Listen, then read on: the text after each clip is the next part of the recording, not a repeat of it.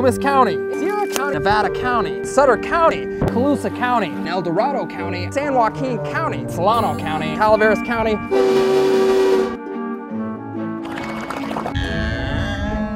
You better get out of the road here.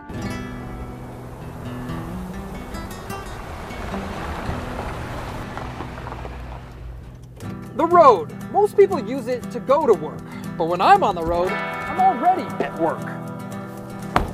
Storytelling takes me to a lot of different places. The ABC10 transmitter broadcasts to 16 different counties.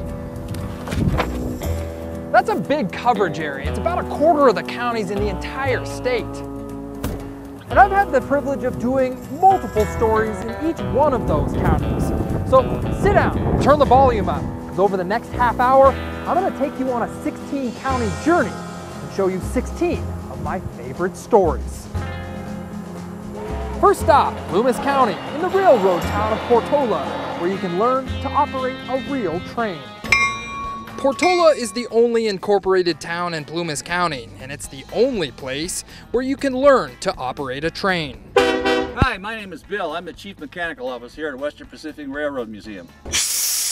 Normally it takes years of practice to operate a locomotive, but at the Western Pacific Railroad Museum, they bend the rules. This is the parking brake. You always want to start with the parking brake on. Yeah. Today, I'm getting a crash course in locomotive operation. So basically, we're in the parking lot so I can learn to drive now. That's correct. You don't actually drive a train, you operate it, and it's complicated. So we're gonna move this to... That will go in number one when you're ready.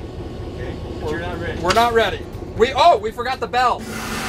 There's also a lot of hazards on the track. There's a deer back there. All right, coming back. Operating a locomotive is really a once-in-a-lifetime thing for many people, and you can't beat the view riding down the tracks in Loomis County. Sierra County is one of the least populated counties in our viewing area. 3,000 people. They may be small, but on the 4th of July, Downeyville was poppin'. Welcome to Downeyville's fireless firework display. Yeah, the rolls are 4 feet wide, 250 feet long. If you can't tell, that's 2 large rolls of packing bubble wrap. We cannot have fireworks in Sierra County. Dan and his wife Ingrid started the fire safe tradition 14 years ago. And I saw the bubble wrap roll in the packaging aisle, and I said, let's do it. The fireless display spans most of Main Street, but despite its length, the show doesn't last long. We're coming up on the grand finale! What do you like about it? I like that it was loud and you were able to run on it. It can be hard to celebrate 4th of July without fireworks, but when your town is surrounded by a fragile forest, the people of Downeyville have found a way to do it safely. A man's home may be his castle, but a man in Amador County made a castle home for his odd collection in Sutter Creek. In Pine Grove, the talk of the town is just a few miles from where Steve Cabello works. And he keeps adding more and more all the time. The oddities showed up 4 years ago. Sort of like a mystery, yeah. Locals call this the Amador Castle. What's a Ferris wheel doing all the way out here? If you ask John Hertzik, he calls it money well spent. Just something I always wanted. I don't know why. This 31-acre property off Ridge Road is John's showcase for his wild collection. Carney guys, today I got this great deal for y'all. Let me say you this, let me say you that, and this is how I ended up with the rest of this stuff. John is a local boy, an entrepreneur of sorts. He made a good living with construction and property investments. Nowadays, the 72-year-old is living it up. So John, I gotta ask you, why? They have to have something to do. Keeps your mind occupied. It keeps everybody talking about someone, whether it's good or bad. So you'd rather have people talk about you than maybe gossip amongst themselves? That's true. They have to have somebody to talk about. Wet socks are a common occurrence for me. Last August, I stepped into Colusa County and found myself ankle deep in crawdad-infested rice fields. Next stop, the city of Colusa. Every summer, they invade Colusa County. They're not indigenous, so I don't know how they got out here. Paul doesn't know a lot about the crawfish he's catching, but he does know that rice farmers hate them. They actually eat the vegetation. Not only are freshwater lobsters hungry, but they're also destroying irrigation canals. What they do is they burrow down into the ground and they create little burrows that go through the levee, and down here we had the whole levee break out and it'll empty a field in an hour. All right, so Paul just emptied out his traps and now we're headed over to the processing plant in Colusa. This is where Raul Martinez takes over. The big crawfish and this one like the regular crawfish going right here. Raul loves his job, but there is some occupational hazards. They have big paws. Raul says anywhere from 55 to 100,000 pounds of Colusa crawfish will be shipped all over the U.S. So keep up the good work, Paul. There's a lot of crawfish boils waiting for these pesky and delicious crawfish. The Sierra foothills are peppered with small towns and small schools. Back in May, I was in the little town of Washington in Nevada County, where I met up with a teacher at a one-room schoolhouse.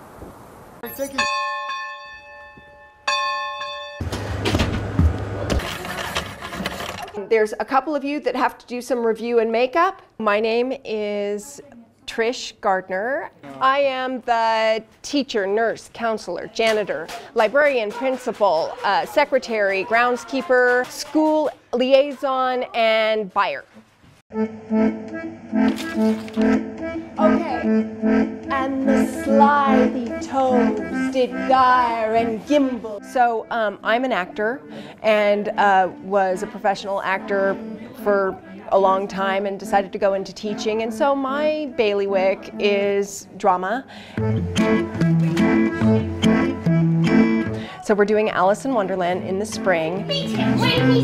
Yes, we only have at present 9 students. However, I'm teaching 6 grades.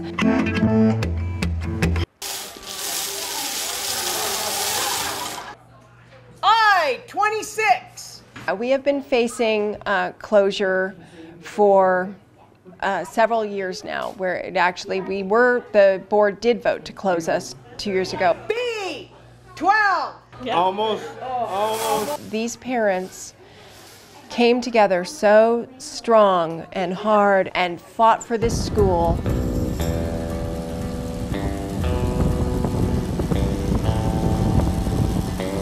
If you thought the small town of Washington was in the middle of nowhere, think again.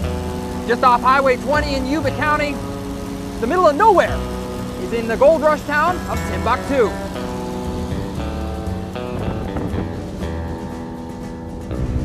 The road to Timbuktu doesn't get much traffic. We are way out here.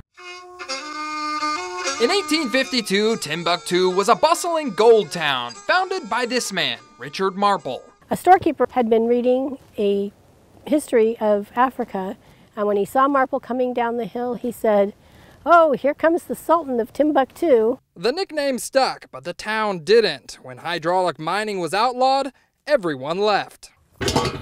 Well, almost everyone. Meet Rebecca Carlson. Otherwise known as Becca Boo from Timbuktu. Sometimes I like to spy on people. These days, chicken eggs are mined in these gold-filled hills. Just kidding, there's nobody out here. Becca's a tough lady. Do you ever get lonely here? Absolutely not. There's all kinds of things, critters. Well, if this is what it's like to live in the middle of nowhere, sign me up. Well, I could stay here all day. Coming up on our 16-county tour, we head to Yuba City for a unique workout.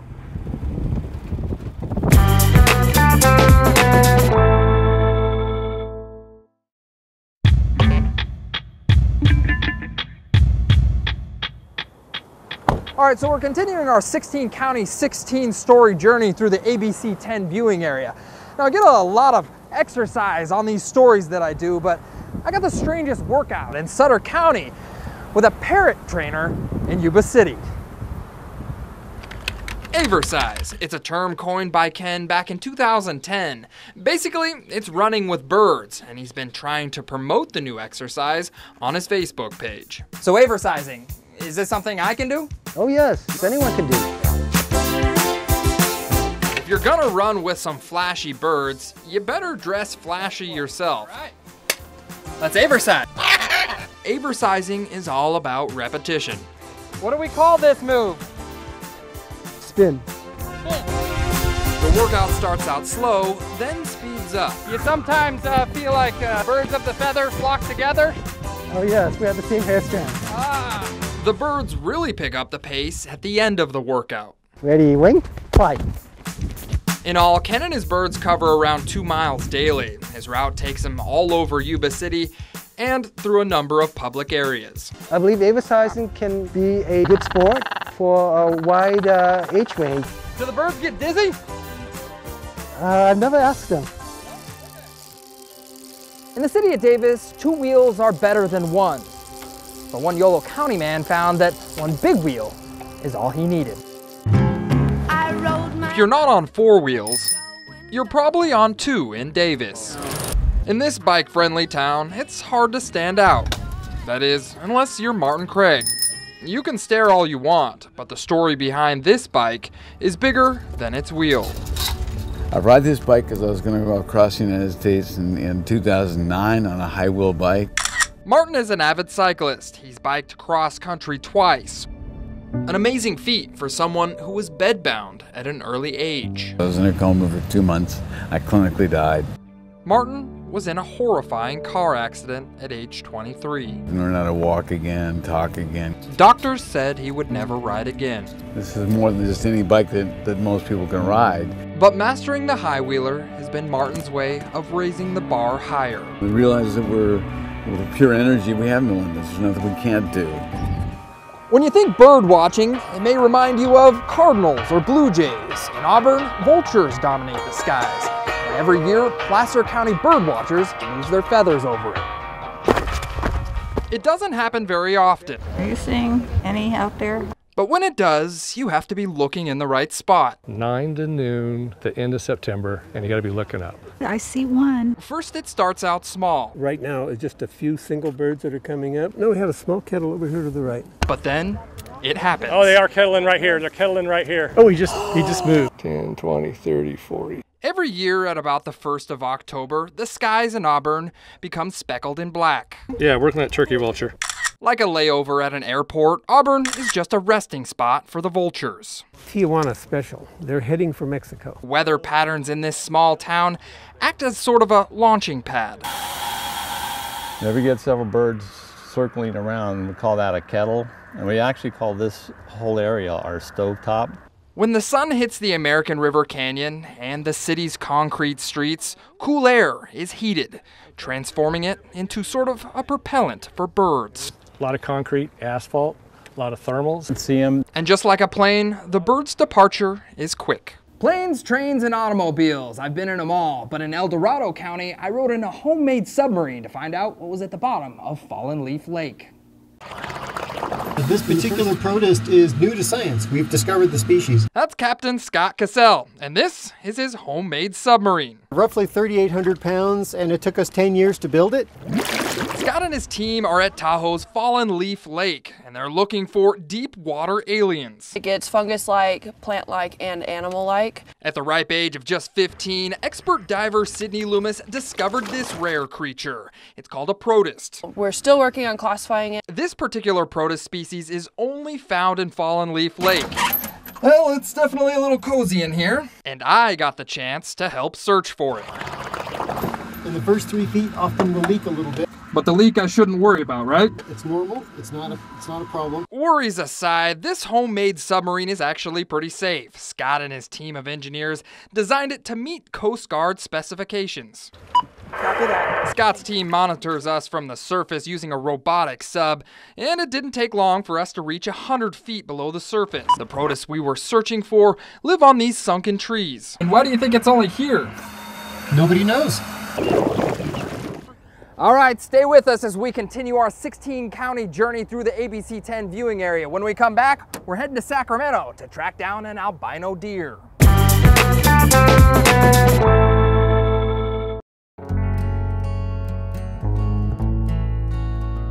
All right, so we're continuing our 16-county, 16-story journey through the ABC10 viewing area. Now I want to show you some rare footage I caught at a Sacramento wetland. An ABC10 viewer sent us a tip about an albino deer. According to the news tip, the albino deer was spotted on a levee near I-5 in Sacramento. The area is not easily accessible by car. To get to the levee, you have to go through a lot of mud. I left my car at a construction site. Have you guys seen an albino deer around here? No deers. Starting to believe that this albino deer is a myth. Just as I was about to give up, I came across a dry patch of land near the interstate. It's real, it exists. The albino deer stuck out like a sore thumb. The interstate was just a few hundred yards from the snow white deer, and it seemed to be following what appeared to be its mother and sibling. We first saw this guy in mid-September. This is Brian Young. He manages the Bufferlands, which is a 2,000-acre wildlife reserve that surrounds Sacramento's waste treatment plant. No, actually the Bufferlands is not open for public access. Brian says to have an albino deer is extremely rare. That their lifespan typically isn't that long, and I assume that's because they are quite conspicuous. All they can do is try to keep people away and hope that the deer stays in the Bufferlands. A second albino deer was born in the Bufferlands back in September. If you thought this was a rare opportunity, well, I got another rare opportunity in San Joaquin County when a riverboat mailman took me out on his route on the Delta's backwaters. Every day starts out the same. We had a full load today too, actually. But every day has its own challenges. There's spots that you don't even think about people would live there. Rick Stelsreed is a riverboat mail carrier. I've worked on the route since 2006. He's the only riverboat postal carrier in California. I am out here by myself. 6 days a week, Rick boats to 23 different islands on the San Joaquin Delta. The people on Rick's route are in some of the most remote places in the valley. I got the tide going out. In this case, there's no place for a mailbox. Oh, okay, be careful. Well, that's one way to get your mail, I guess. Crazy. Rick enjoys his route and the people he serves. Even dogs love this mailman. I look forward to coming to work every day. It's never the same. You still get junk mail out on the Delta here. Thanks. I eat at a lot of restaurants on my travels, but when I was in Solano County, there's a restaurant like no other. Foster's Bighorn in Rio Vista is not known for their food, but their animal head collection. We're sitting in the most popular seat in the joint here, huh? Yep, you bet. Welcome to Foster's Bighorn, the sports bar like no other. There are 255 heads, including the fish. Pull up a chair because this bar story is a doozy. This is Bill Foster in Africa. Bill Foster, an avid hunter and moonshine mogul. Ran bootleg whiskey during Prohibition. Business was good for Bill before and after the Volstead Act, and he has the pictures to prove it. He went all over Kilimanjaro, in Africa, he hunted all over Kenya. Foster's hunting trips ended a week after Kennedy was assassinated. He died of pneumonia, he wouldn't go to the doctor. The bar eventually ended up in the hands of the IRS, but it was saved by a local couple in Rio Vista. When they called it quits, Howard Lamoth took charge of the animals. You certainly have the responsibility of carrying it on, you know, keeping it up for the next guy. In a way, Foster's Bighorn has become a museum, protected by bar owners, both past and present. Next up on our 16-county journey, we head down to Calaveras County, where we go on a wild emu chase.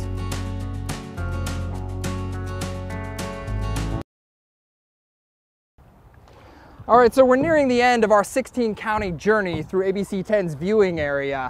I've been on a lot of wild goose chases, but in Calaveras County, I went on my first wild emu chase in Valley Springs.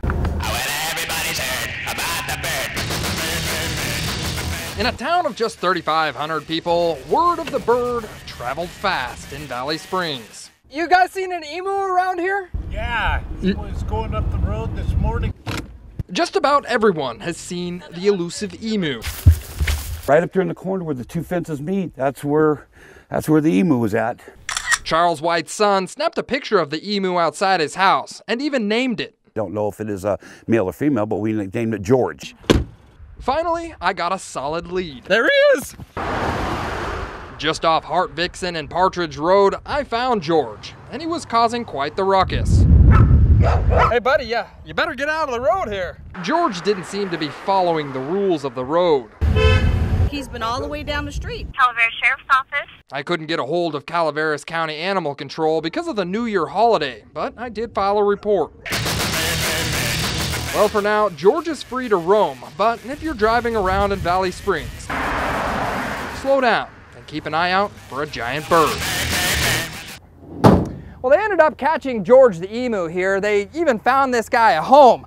Now, I tried to catch another wild animal out in Tuolumne County, but I didn't have much luck. This next story takes us to Bigfoot country out in Jamestown. Bigfoot sightings are so common in Tuolumne County that Sasquatch has become sort of the unofficial mascot of Jamestown. And that's where Bigfoot researcher Jerry Hine is looking. Jerry's been chasing the elusive animal since the 1970s. Okay. And that's why Jerry built this high-tech van in hopes to catch a snapshot of the animal. Do you think this is the best chance you'll have of actually catching him with all of this equipment? I think so. The surveillance equipment inside is enough to make local police departments envious. So this isn't your ordinary camper van. Jerry's got cameras from the front of the van to the back. The van's even equipped with Bigfoot music. Doesn't sound very nice there. No. Jerry says his last sighting was in 1976 near Angels Camp. Let me ask you, if you never get that picture, is it gonna matter to you? No. I've seen them. I guess if you're following your dreams, it doesn't matter who's riding shotgun. Every county has its own festival of sorts. In Stanislaus County, there's a festival that's just plain nutty. It happens in Oakdale, and it's a bull's worst nightmare. Today is the worst day to be a bull. What do we call these? They're calf fries or calf nuts. All Testicles, how's that? Today is the annual Testicle Festival, the Oakdale Rotary Club's biggest fundraiser. In the old days, they just threw them on the campfire. Lee Scave started the odd event 36 years ago. I'll let him tell the story. In this area, which is a ranching area, there's a lot of people who put on individual little feeds, nut feeds.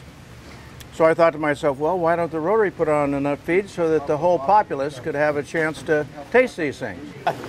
Now, preparing for an event like this is no easy task. It takes Rotarians 8 hours to cook the 477 pounds needed for the festival. This is not a delicate process. All kidding aside, the festival helps fund a lot of school and local projects in this small community. You guys have no idea how good you've got it right now. Well, I had a real ball shooting that story. In fact, I have a great time shooting all the stories in the ABC10 viewing area. So if you guys have a story idea for me, send me a message on my Facebook, because I'm always ready to go on the next adventure. John Bartell, ABC10 News.